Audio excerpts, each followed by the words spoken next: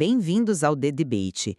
Hoje a gente vai mergulhar numa ideia que, olha, parece virar de cabeça para baixo tudo o que a gente aprendeu sobre gerenciamento de projetos. A questão central é um paradoxo. Como é possível que um atraso em uma única tarefa possa, na verdade, fazer com que o projeto inteiro termine mais cedo?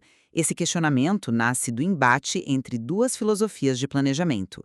De um lado, eu vou defender a lógica do método do caminho crítico, o CPM, que é, bem, a espinha dorsal do planejamento há décadas. Nele, a matemática é clara. Um atraso numa atividade crítica empurra, inevitavelmente, a data final do projeto. E do meu lado, eu vou argumentar a favor do planejamento líquido, o LSM.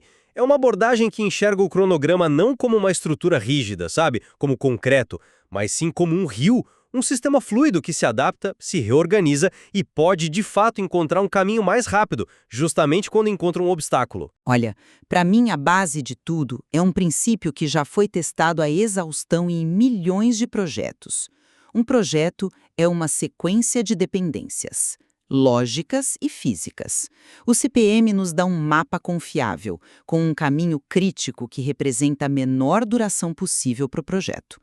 Qualquer atraso nesse caminho, por definição, é como um engarrafamento que atrasa todo mundo que vem atrás.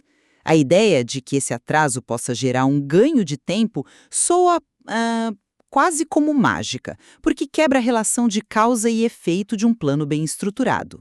A rigidez do CPM não é um defeito, é a sua maior qualidade. Ela nos dá uma linha de base, uma régua para medir o progresso e agir. Um atraso é um sinal de alerta, um problema que exige uma solução, e não uma oportunidade que surge do nada. Eu vejo a questão por um ângulo completamente diferente. Essa rigidez que você descreve como uma força é, na minha visão, a maior fraqueza do CPM em projetos complexos do mundo real. Ele parte de uma premissa quase idealista de que o plano original é perfeito e que a realidade vai se comportar como o previsto. O planejamento líquido, ele parte do oposto. Ele assume que a execução é caótica, fluida e que novas restrições aparecem o tempo todo.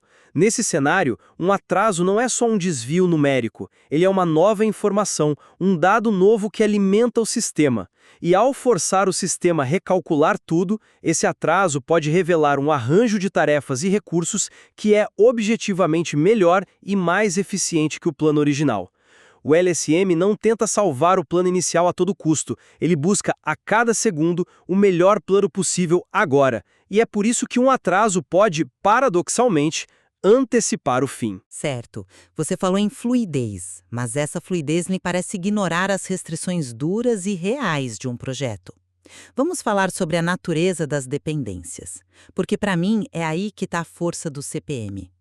Uma parede não pode ser pintada antes de ser construída e rebocada. O CPM formaliza essa lógica. O controle do projeto consiste em garantir que essa sequência seja respeitada, forçando um retorno ao plano porque ele representa a sequência ótima que foi pensada lá no início. É uma questão de disciplina. É um argumento forte, mas ele mistura dois tipos de dependência. O LSM jamais vai ignorar que a parede precisa estar pronta para pintura. Isso é uma dependência física, real. O que ele combate são as dependências arbitrárias. São aquelas criadas não pela física, mas por conveniência, por hábito ou uma inferência humana que acaba engessando o plano sem necessidade. Vamos imaginar um cenário prático. Estamos construindo, sei lá, a nova ala de um hospital. Ótimo, um exemplo concreto. Exato. Um planejador usando CPM poderia definir que a equipe de instalação elétrica só pode começar a trabalhar depois que toda a alvenaria do terceiro andar estiver concluída. Isso soa lógico, mas é uma dependência arbitrária. Por que esperar a parede da ala sul ficar pronta se a ala norte já está liberada, sabe? O LSM modela isso de outra forma. Em vez de criar uma ligação rígida, fim da alvenaria para início da elétrica, ele trabalha com o que a gente chama de disponibilidades. Você informa o sistema, olha, tenho 3 equipes de eletricistas disponíveis de segunda a sexta, das 8 às 5, e a área X do terceiro andar estará liberada a partir de quarta-feira. O algoritmo, então, descobre a melhor forma de usar esses recursos, otimizando o paralelismo em vez de seguir uma sequência que um ser humano pré-definiu semanas atrás, talvez sem ter toda a visibilidade. Mas isso que você descreve não é uma receita para o caos? Se a gente não tem uma sequência clara, como é que o gerente de obra sabe quem deve estar aonde? Você troca um mapa claro por um sistema que está constantemente mudando as regras do jogo. A beleza do CPM é a sua simplicidade. Se a entrega do concreto para a fundação do nosso hospital atrasar um dia, o cronograma me mostra imediatamente que o projeto inteiro atrasou um dia. É um alerta claro para eu, a gerente, tomar uma atitude. Negociar uma entrega no sábado, contratar mais gente. A melhoria não acontece sozinha, ela exige uma decisão humana. O cronograma é uma ferramenta passiva que reflete a realidade para que a gente possa agir. E é aí que está o pulo do gato. Para o LSM, o cronograma não é um agente passivo, ele é um agente ativo. Vamos usar uma analogia do dia a dia. O CPM é como um mapa de papel. Se você encontra uma rua interditada, o mapa não te ajuda, ele apenas mostra que você não pode passar por ali. Você, o motorista, tem que parar, pensar e traçar uma nova rota. O LSM funciona como o Waze. No momento em que um acidente é reportado na sua frente, o nosso atraso no concreto, o sistema não se limita a dizer você vai se atrasar. Ele instantaneamente recalcula e te apresenta uma rota alternativa que você nem sabia que existia. Num projeto, esse recalcular significa reabrir todo o espaço de busca de soluções. O algoritmo testa milhares de novas combinações em segundos. Ele pode descobrir, por exemplo, que com a equipe de concretagem agora ociosa por um dia, é possível adiantar a pré-montagem de umas estruturas de drenagem que estavam planejadas para a semana que vem. O resultado líquido pode ser um ganho. O sistema se corrige e se otimiza sem que o gerente precise intervir manualmente em cada pequeno desvio. Espera um pouco. Preciso entender isso melhor. Você está dizendo que um atraso, um problema real que custa dinheiro, aciona um algoritmo que encontra um plano geral melhor. Isso só contraintuitivo, quase como alquimia. Como é que um input negativo gera um resultado líquido positivo sem que um gerente de projeto tome uma decisão brilhante e deliberada? Para mim, a única explicação lógica para isso acontecer é que o plano original era fundamentalmente ruim. E não que o atraso foi benéfico. Então, eu discordo dessa linha de raciocínio. O plano original não era ruim, ele era o ótimo possível, com as informações disponíveis naquele momento.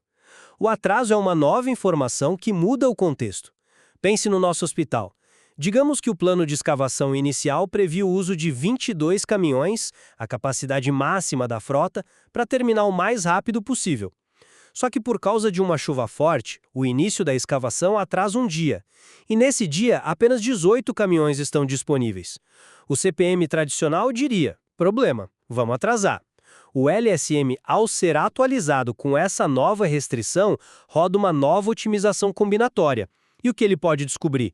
Que com 22 caminhões a gente estava criando um gargalo monstruoso no único portão de entrada do canteiro.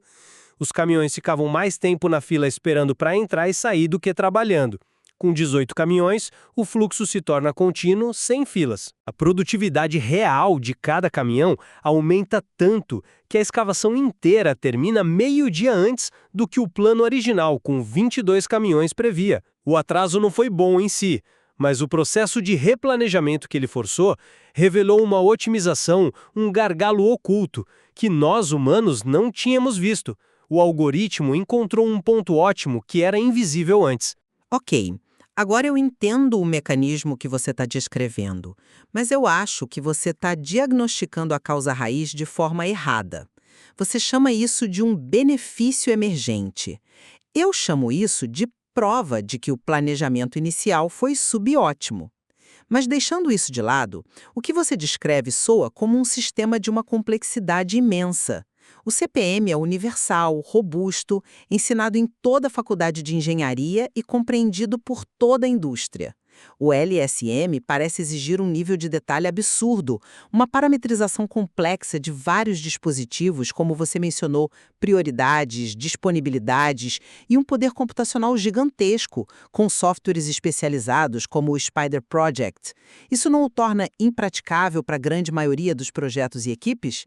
Parece que você precisa de uma equipe de cientistas de dados só para montar o cronograma. Eu concordo com você em parte. O LSM não é para construir um anexo na sua casa.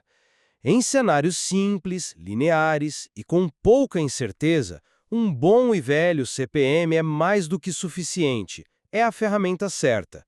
O LSM foi desenhado exatamente para os cenários onde o CPM clássico falha miseravelmente.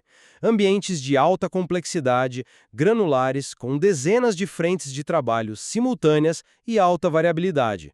Pense na parada de manutenção de uma refinaria, na construção de uma ferrovia ou no nosso hospital. Nesses casos, a suposta simplicidade do CPM é, na verdade, uma ilusão perigosa. Ele cria um plano que parece sólido no papel, mas que é extremamente frágil, que se quebra no primeiro contato com a realidade do campo.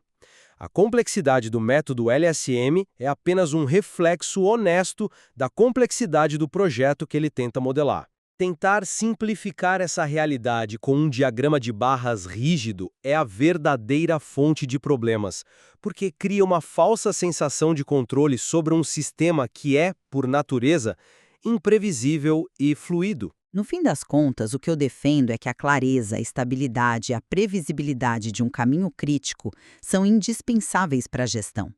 É essa linha de base que permite ao gerente cobrar sua equipe, medir o desempenho e tomar decisões informadas. A disciplina de seguir um plano bem definido e corrigir ativamente os desvios é o que, na prática, garante a entrega. Essa ideia de ganhos que surgem de atrasos, embora seja fascinante do ponto de vista intelectual, me parece arriscada.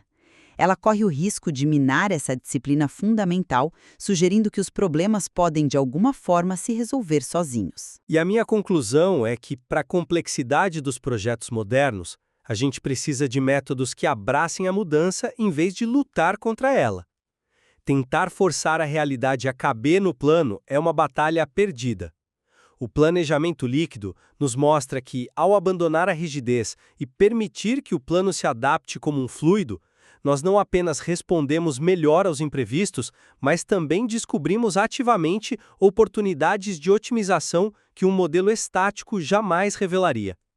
Cada mudança, cada atraso, cada nova restrição não é o fim do plano. É a oportunidade de encontrar um plano novo e, surpreendentemente, muitas vezes melhor que o anterior. A nossa conversa de hoje deixa claro que não existe uma bala de prata. A escolha da metodologia correta depende profundamente da natureza e da complexidade do projeto em questão. Essa tensão fundamental entre a busca por previsibilidade e a necessidade de adaptabilidade continua sendo o grande desafio no coração do planejamento. Exatamente, e explorar essa tensão, como fizemos aqui, nos permite ir além das ferramentas e entender mais a fundo como realmente podemos entregar valor num mundo que se recusa a ficar parado. E ainda há muito mais a ser explorado neste material.